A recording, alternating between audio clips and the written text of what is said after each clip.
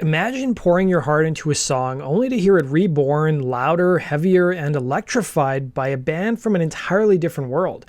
But instead of cringing, you're blown away. In this video, we're diving into the world of metal cover songs so powerful and creative that even the original artists couldn't help but show their love, and in some cases, perform on the cover as well. Let me know in the comments section if you guys have any songs that I missed, and I can always do a part 2 as well. Cinnamon Girl is one of Neil Young's most beloved and enduring songs. First released in 1969 on his album Everybody Knows This Is Nowhere with his backing band Crazy Horse. Written while he was sick with a fever, Young crafted the song in a single day, alongside other classics like Down by the River and Cowgirl in the Sun. The lyrics evoke an enigmatic muse, which many believe to be inspired in part by folk singer Jean Ray, though Young has said that the song draws from multiple muses and moments in his life. It was issued as a single in 1970, where it reached number 55 on the Billboard Hot 100 chart. So in 1996, a lot of people were surprised when goth metal group Typo Negative released Cinnamon Girl on their album October Rust. By the way, guys, I did a whole video on their album Bloody Kisses. Let me know if you want me to do a video on October Rust.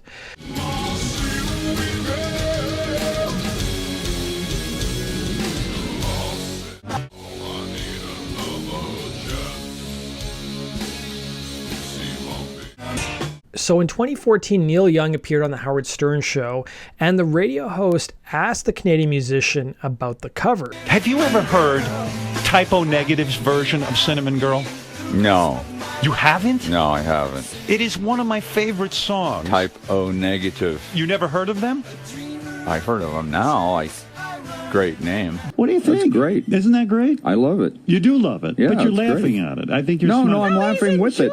You're It was enjoying it. good. I was digging you singing it. Oh. I said, wow, that sounds one generation closer. Carry On Wayward Son is a classic rock anthem by Kansas, released in 1976 as the lead single from their album Left Overture.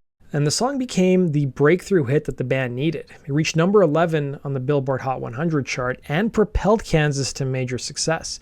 Musically, it blends progressive rock with radio-friendly melodies, opening with a memorable a cappella chorus and driving guitar riffs.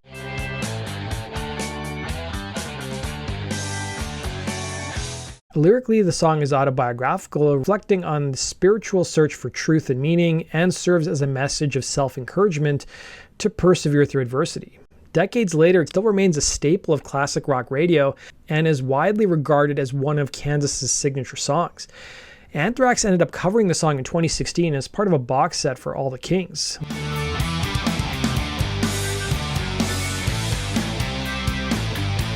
Anthrax drummer Charlie Benante told The Aquarian that he had long been a fan of the song and even played along to it as a teenager. Kansas's founding member and drummer Phil Ehart personally gave it the thumbs up, admitting in 2017, "With the internet today, I've been sent like 500 different emails with it in there. It came from everywhere. I listened to it and I was very impressed and flattered that those guys would do that."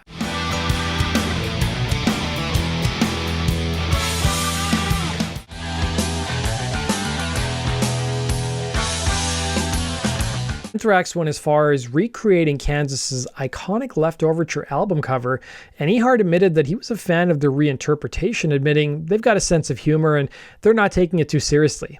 The Sound of Silence, originally titled The Sounds of Silence, is a folk song written by Paul Simon and first recorded by the American duo Simon and Garfunkel in March of 1964. The original version was a stark acoustic track featuring Simon's intricate guitar work and the duo's signature vocal harmonies that was recorded for their debut album Wednesday Morning 3 a.m. The song's haunting lyrics were penned by Simon when he was just 21, and they evoke themes of alienation and the inability of people to communicate emotionally, a sentiment further emphasized by Art Garfunkel in later interviews. The initial release of the album was met with little commercial success, but unbeknownst to the pair, the song caught the ear of producer Tom Wilson, who added electric instruments and drums without the duo's knowledge. He soon transformed it into a folk rock hit that topped the Billboard charts in 1966.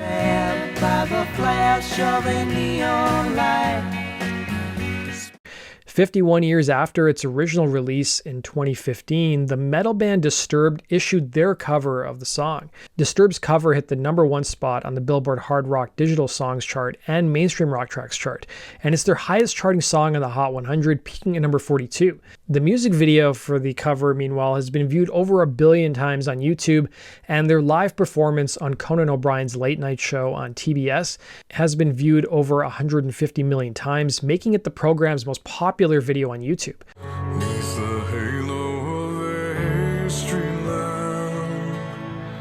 Then in April of 2016, Paul Simon gave the thumbs up to the cover after seeing the band perform it on Conan. He sent Disturbed frontman David Draymond an email, with Draymond publishing it on the group's Facebook page. The email read, "Really powerful performance on Conan the other day. First time I'd seen you do it live. Nice. Thanks." Draymond posted his response and shared it to social media, in which he wrote, "Mr. Simon, I'm honored beyond words. We only hope to pay homage and honor to the brilliance of one of the greatest songwriters of all time. Your compliment means the world to me, us, and we are eternally grateful." Touch the sound of silence.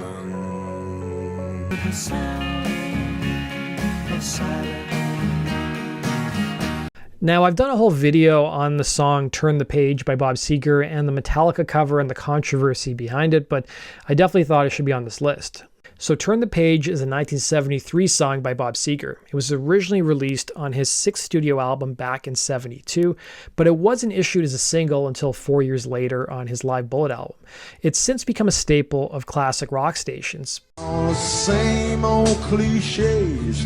Is that a woman or a man? But why did Metallica decide to cover the song? It seemed like an odd choice, at least initially. I was driving across the Golden Gate Bridge up in San Francisco, and I heard Seger's, the live version of Turn the Page, and I could just hear James singing that.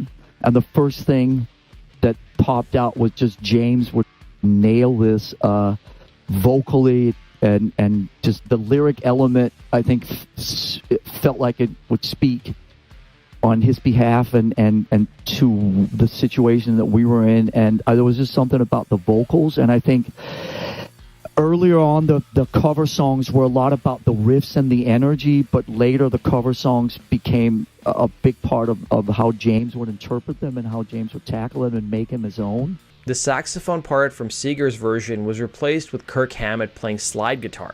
Here's Kirk talking about why he chose slide guitar for the song. When I was listening to the song and I heard the saxophone part, and I thought that would be a great guitar line, and I thought it would be even cooler if I played it on slide, because I'm a big Allman Brothers fan. Oh, wow. Duane Allman Okay. in particular. And it was like I saw it as my opportunity to pick up a slide and record a song with slide playing. And I'm happy that I did, because I love playing slide and I love Duane Allman.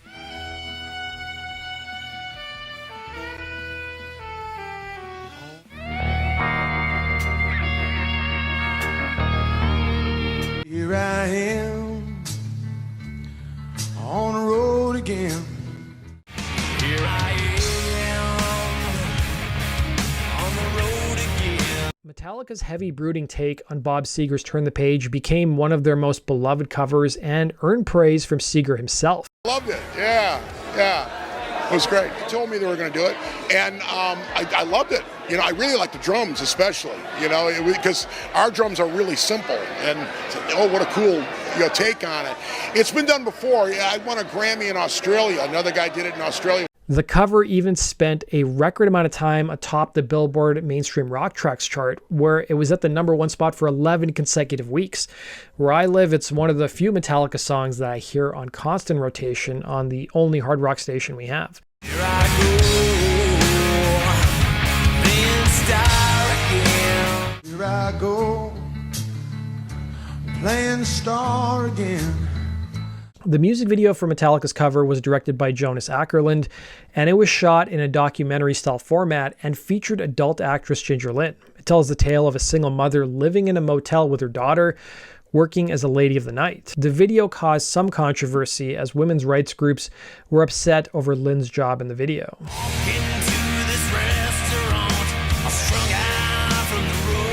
Walk into a restaurant, strung out from the road.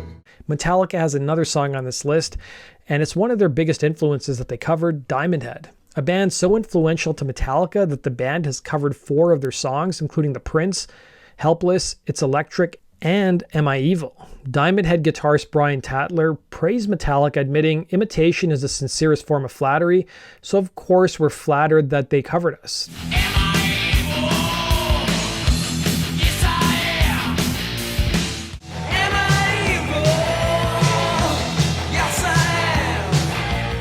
Cars is Gary Numan's breakthrough solo single, released in 1979 from his album The Pleasure Principle. The song's iconic blend of synthesizers and robotic vocals helped define the emerging new wave and synth-pop sound. Lyrically, Cars was inspired by a real-life road rage incident in London where Numan felt threatened and found safety by locking himself inside his car, leading him to write about themes of isolation and security in modern society. Cars became a chart-topping hit in the UK and a top 10 single in the States. It cemented Numan's place as a pioneer of electronic music. I feel safest of all. I can lock on my doors. It's the only way to live. The industrial metal band Fear Factory covered the song and released it as their second single from their 1998 record Obsolete. Fear Factory had covered the song dating back to 1996 at live shows, and Numan's manager got wind of this and made arrangements for the band to record a cover with Numan. In their rendition, Gary Numan performs a duet with frontman Burton C. Bell. Here in my car, I feel safest of all. I can lock all my doors And on working with the band, Numan remarked, "There was a chance it could introduce me to a new generation of people who didn't know my history, and that can be useful because my music's got a lot heavier and darker anyway." The result was satisfactory for both parties, and Numan praised the band as, and I quote, "brilliant, really easy to work with. They didn't have a bad word to say about anyone." Fear Factory's cover of Cars peaked at number 16 on the mainstream rock tracks chart in the States, and Obsolete proved to be the band's biggest album of their career.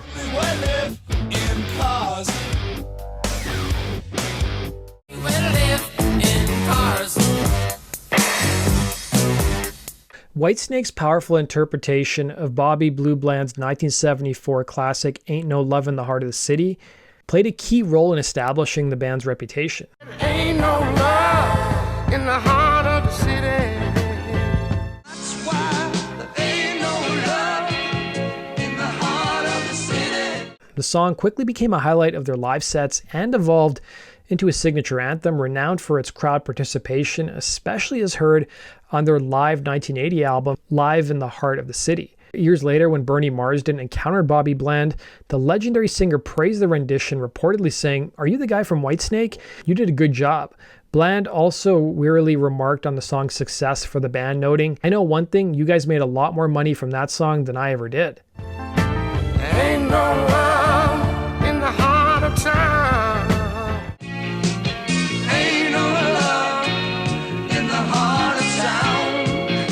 Diamonds and Rust is Joan Baez's poignant reflection on her past relationship with Bob Dylan, and it was written in 1974 after an unexpected phone call from him that stirred up a flood of emotions and memories from their time together. It was released as the title track from her 1975 album, and it became a top 40 hit and is widely regarded as one of Baez's finest compositions. I'll be damned, here comes your ghost again. Judas Priest ended up covering the song a few years later for 1977's Sin After Sin. Bring diamonds and rust. Diamonds and rust. When asked about the cover, Baez remarked, "I love that. I was so stunned when I first heard it. I thought it was wonderful. It's very rare for people to cover my songs, but it's always flattering when somebody does."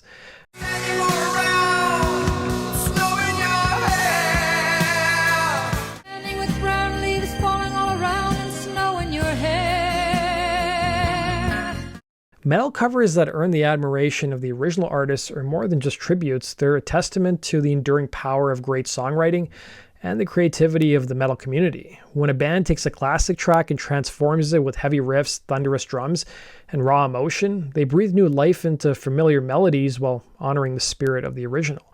These covers don't just introduce timeless songs to new generations of fans, they also forge a unique connection between artists across different genres and eras. That brings us to the end of today's video, guys. Thanks for watching. As always, let me know if I missed any songs in the comments section below, and we'll see you again in Rock, Roll, True Stories. Take care.